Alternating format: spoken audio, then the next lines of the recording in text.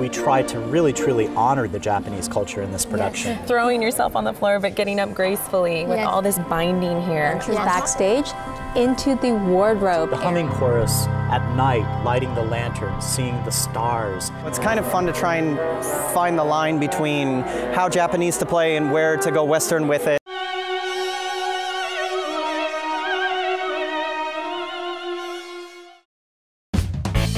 It's a big goofball. Big complexity. Oh my God!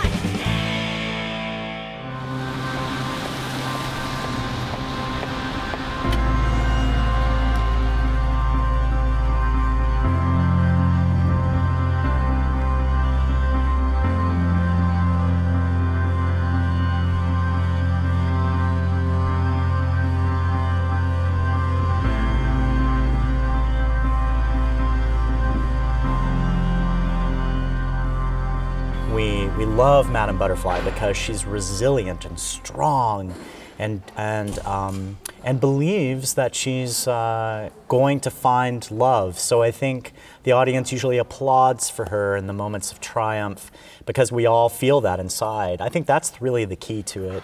Picking up the child and up and down and then killing yourself, throwing yourself on the floor but getting up gracefully with all this binding here on top of singing and sounding beautiful. Yes. It's very binding. Because normally Butterfly is just in the hands of Pinkerton, just dead, and he's weeping. But instead we've created a kind of idea of what his future will be like from now on as a result of his actions. Interesting. Yeah, that I think will leave you a little just a sharp punctuation point at the end of the piece. Just seeing this and hearing the challenges is like the Olympics of opera, right? It's now with the Olympics going on. And I also heard you have to kneel quite a bit, so there are knee pads as well that you need. I don't kneel quite as Suzuki does, whom you're going to speak to, but I do my fair share of kneeling, and which gets. Sometimes your legs want to fall asleep on you, and when you're in a performance and your legs fall asleep, that's not good. So you have to just kind of adjust and keep the blood flowing.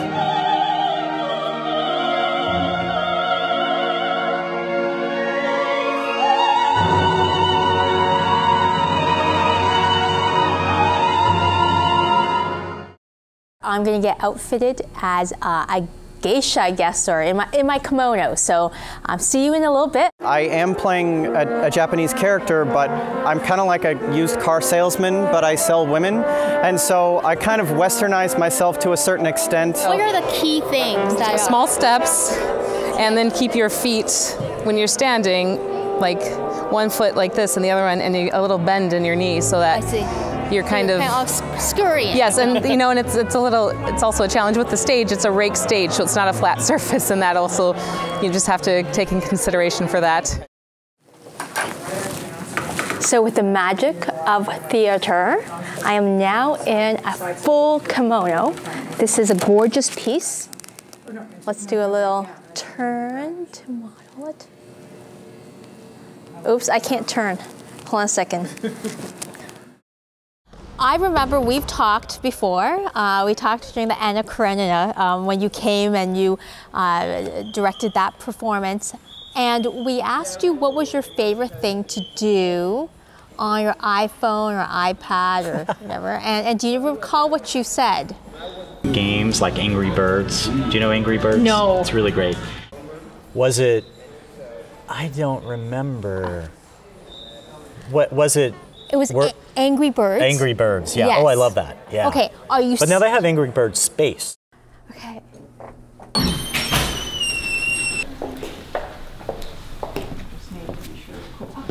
All of the magic you hear of the love, the heartbreak, and the death all happens here. Let me show you a little of the stage. Ready? And go.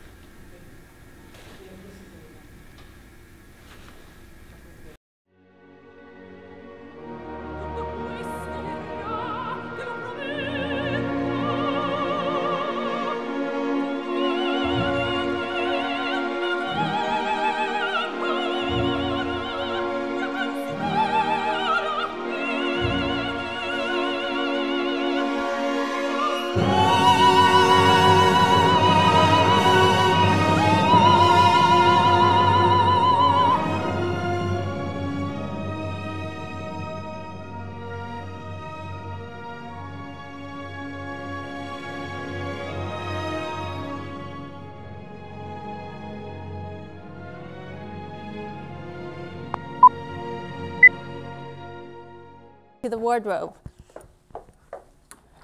Okay. Okay, let's try doing that again.